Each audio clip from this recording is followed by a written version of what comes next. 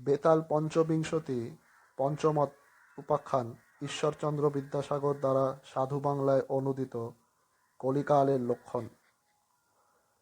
কলিকাল উপস্থিত হইয়াছে, তাহার অধিকার প্রভাবেই সংসার মিথ্যা প্রপঞ্চ প্রবল হইয়া উঠিতেছে, সত্যের হ্রাস হইতেছে, পৃথিবী অল্প ফল দিতেছেন, লোকমুখে মিষ্ট বাক্য ব্যবহার করে, কিন্তু অন্তরে সম্পূর্ণ কপটতা।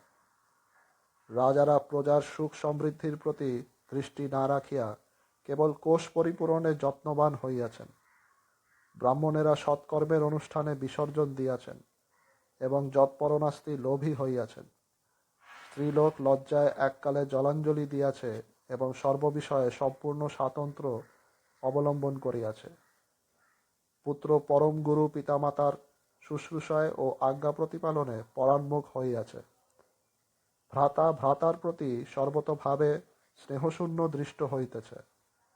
মিত্রতা নিবন্ধন অকৃত্রিম প্রণয় সম্বলিত সরল ব্যবহার আর দৃষ্টিগোচর হয় না।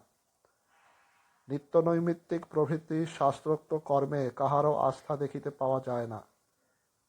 পামরেরা বুদ্ধি ও বিদ্যার অহংকারে প্রতিকূল তর্ক দ্বারা ধর্মপুল সনাতন বেদশাস্ত্রের বিপ্লবনে উদ্যত হইয়াছে।